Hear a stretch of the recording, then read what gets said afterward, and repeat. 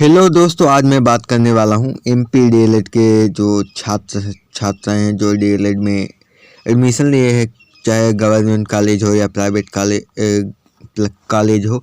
वहाँ से आप डीएलएड अगर कर रहे हैं तो आपका एग्ज़ाम फॉर्म चालू होने वाला है। तो दोस्तों, मैं उसी एग्ज़ाम फॉर्म के बारे में बात करूँगा कि आपकी फ़ीस कितनी लगनी है, कहाँ जमा होगी, आपको कैसे फॉर्म भरना है, क्या आप ऑनलाइन अपने से भर सकते हैं, नहीं भर सकते हैं, इन सभी के बारे में आज मैं बात करूंगा। तो दोस्तों, अगर आप चैनल पर पहली बार आए हैं तो चैनल को सब्सक्राइब कर लीजिए और वीडियो को लाइक कर दीजिए, अपने दोस्तों के साथ शेयर भी कर दीजिए। तो दोस्तों, स्टार्ट करते हैं।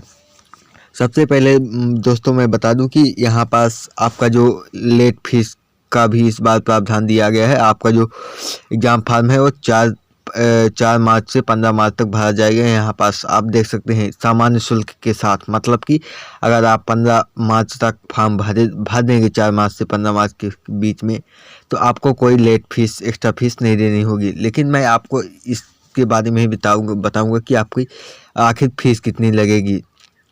और अगर आप 16 के बाद से भरते हैं तो आप यहाँ पर लेट फीस यहाँ पर देख सकते हैं 24-20 तक। 16 से 20 के बीच में भरेंगे तो 500 एक्स्ट्रा फीस लगेगी। 21 से 25 के बीच में भरेंगे तो 1000 एक्स्ट्रा फीस लगेगी। और यहाँ पर 26 से 30 के बीच में भरेंगे तो 1500। लेकिन मैं आपको यही सजेस्ट करूँगा कि आप 15 मार्च तक के अंदर आप अपना फॉर्म भर दीजिए, जिससे कि आप लेट फीस आपको ना देनी पड़े। अब मैं दोस्तों आपको बता दूं कि यह किन किन लोगों के है, फर्स्ट ईयर या सेकंड ईयर। तो दोस्तों मैं आपको बता दूं कि ये जो फर्स्ट ईयर में एडमिशन लिए हैं, मतलब कि 2023-24 में एडमिशन लिए हैं, उनको भी भरना है।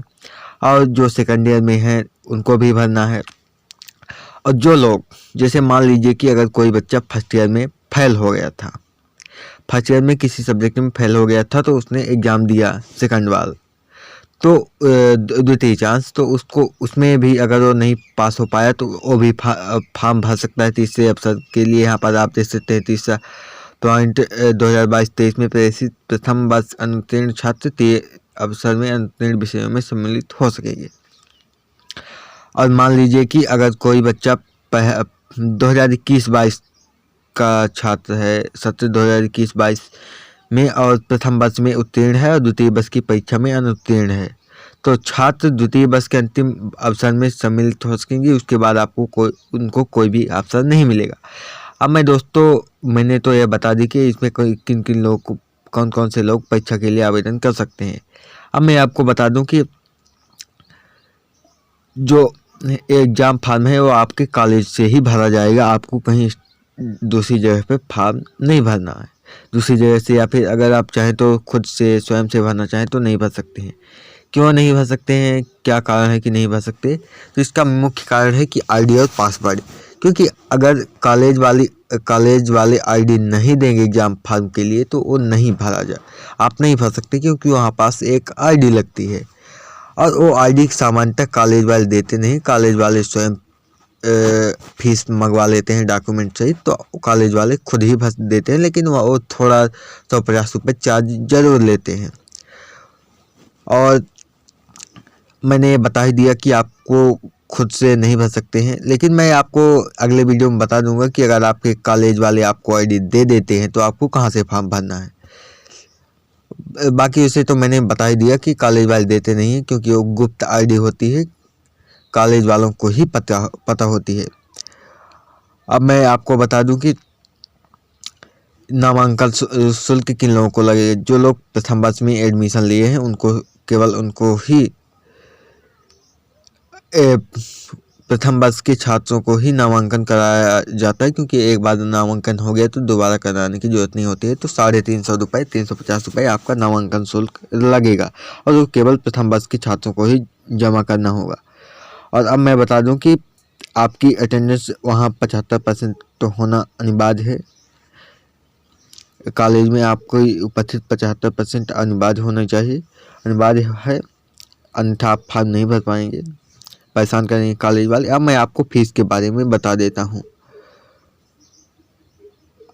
अब यहाँ पास देख सकते हैं कि यहाँ पास डॉक्यूमेंट क्या क्या लगेगा। तो 10वीं की मार्कशीट, 12वीं की मार्कशीट और परीक्षा उत्तीर्ण की अंक सूची, मतलब कि अगर आप सेकंड ईयर में हैं तो आपको फर्स्ट ईयर की मार्कशीट लगेगी।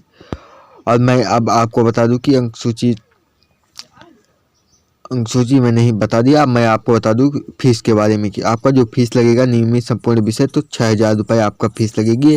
फर्स्ट ईयर और सेकेंड ईयर दोनों बच्चों को लगेगी 6,000 रुपये। अगर मान लीजिए कि जो बच्चे किसी भी कारण से फेल हो गए थे वो लोग अगर फॉर्म भरना चाहें तो 2 विषय के लिए 2,000, 4 विषय के लिए 6,000। मान लीजिए कि अगर कोई 5 विषय का है तो 4 से अधिक विषय की परीक्षा शुल्क 6,000। ये सिर्फ जो लोग फेल हो गए थे वो फॉर्म में डालना चाहें तो उनके लिए ही है। और परीक्षा शुल्क संपूर्ण विषय है तो 6,000 लगेगी सभी बच्चों के लिए।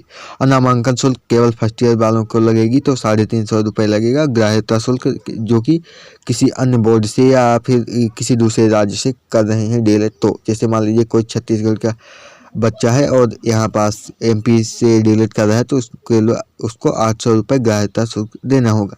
उसके अलावा आपको 25 रुपये अलग से देना होगा। एमपी ऑनलाइन सेवा केंद्र संचालक को 25 रुपये आपको देना होगा। तो मान लीजिए कि अगर आप फर्स्ट ईयर में हैं और एमपी के ही हैं तो आपको कितना देना होगा, तो 6,375 रुपये आपको देना होगा। और अगर आप सेकंड ईयर में हैं तो आपको 6,075 रुपये आपको देना 6,025 रुपये आपको देना होगा। तो दोस्तों यही थी जानकारी। अगर आपको कुछ और जानकारी चाहिए तो आप कमेंट सेक्शन में लिख दीजिएगा, मैं उस पर वीडियो बना दूंगा या फिर कमेंट के माध्यम से ही आपको रिप्लाई दे दूंगा। तो दोस्तों यही थी जानकारी। अगर आप इसका पीडीएफ प्राप्त करना चाहते हो तो टेलीग्राम की लिंक मिल जाएगी डिस्क्रिप्शन में, वहाँ पर आपको इसका पीडीएफ मिल जाएगा। तो दोस्तों मिलते हैं नेक्स्ट वीडियो में। जय हिंद, जय भारत।